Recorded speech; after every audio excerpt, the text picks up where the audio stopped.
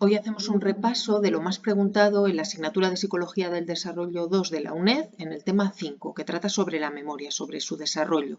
Aquí veis un índice de los contenidos y si vamos viendo los puntos más importantes sobre los que preguntan, pasamos directamente al punto 2, los sistemas de memoria, para ver que, en primer lugar, preguntan mucho por las distintas clasificaciones de memoria. Por eso tenemos que tener muy claras los distintos tipos de memoria, la definición, a veces nos preguntan eso por una definición y saber cuál es, o nos dicen cómo se define la memoria a corto plazo, la operativa, etc. Entonces, tener en cuenta y muy claros este cuadro que os he presentado y también estos, cómo se divide entre memoria procedimental y declarativa, implícita explícita o semántica episódica. También tener claros el concepto de memoria operativa, su definición y también conceptos como codificación, las limitaciones que tiene o las estrategias para superar esas limitaciones como la repetición o el chunking, tener muy claros esos conceptos, suelen preguntar. Y luego también ya en cuanto a modelos concretos tenemos el sistema multicomponente de Bedley y Hitch, saber los componentes que tiene, cómo se relacionan, cómo se definen. Y también tenemos la de procesos anidados de Cowan, como un modelo de sistema unitario. También saber sus elementos y luego suelen compararlos. Hay muchas preguntas que comparan estos dos modelos, en qué coinciden, que es en esa existencia del ejecutivo central, y también en qué se diferencian. En cuanto al punto 3, de memoria y funciones ejecutivas, nos plantean distintas propuestas teóricas de clasificación de las funciones ejecutivas. Sobre la que más preguntan es sobre la de García Madruga. Entonces nos preguntan por esas funciones básicas, complejas o emocionales.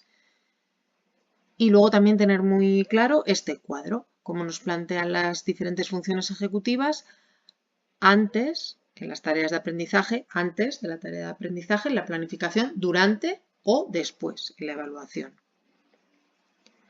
En el punto 4 de desarrollo de la memoria, nos suelen preguntar por el desarrollo temprano, saber los datos que nos presentan en el libro, cuando se hacen pruebas mediante el reconocimiento y asociación de estímulos, a qué conclusiones han llegado los estudios en cuanto al desarrollo de la memoria.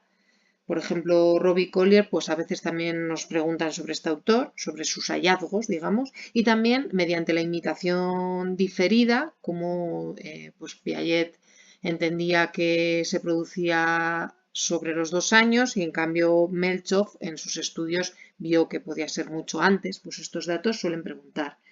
También cómo se desarrolla, que la pauta de desarrollo es gradual, también lo suelen preguntar.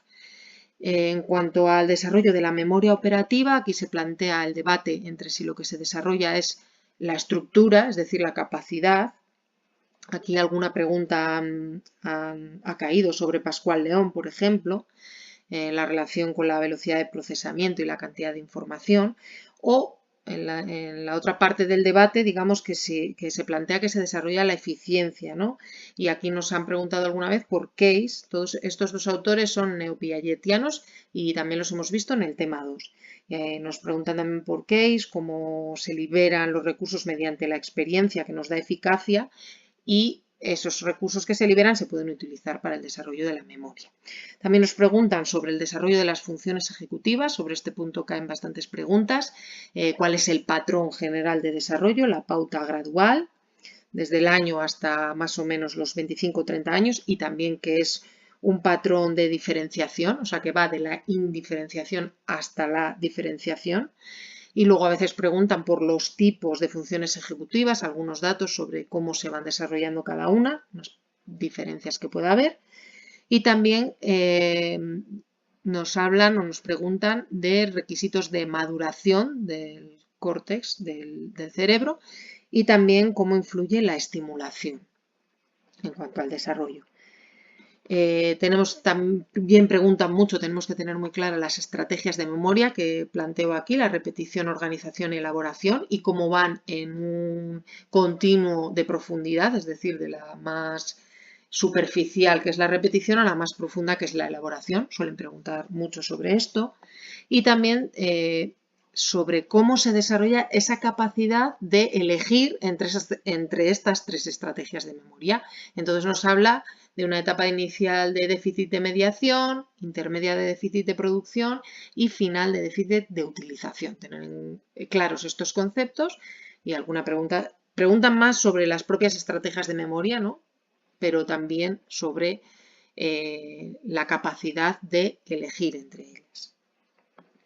Y por último, en el punto que habla de memoria, conocimiento y educación, pues nos habla por un lado de cómo influye el conocimiento en la memoria, nos plantean algunas preguntas, no muchas, pero algunas, sobre la diferencia entre expertos y novatos, cómo tiene que ver el conocimiento que tienen los expertos y también el saber usar las estrategias de forma más eficiente. Esto lo enlaza además con la metacognición.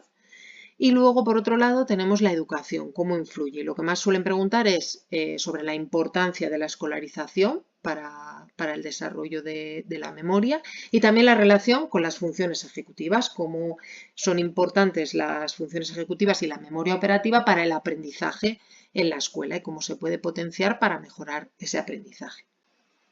Espero que este repaso que hemos realizado de lo más preguntado sobre el tema 5 os haya sido de utilidad y deciros que tengo clases preparadas para profundizar en el estudio de la asignatura, actualizadas con la convocatoria de septiembre de 2025, que es la última. Si alguno de vosotros está interesado, os dejo mi contacto y os comento cómo funcionan las clases. Un saludo para todos.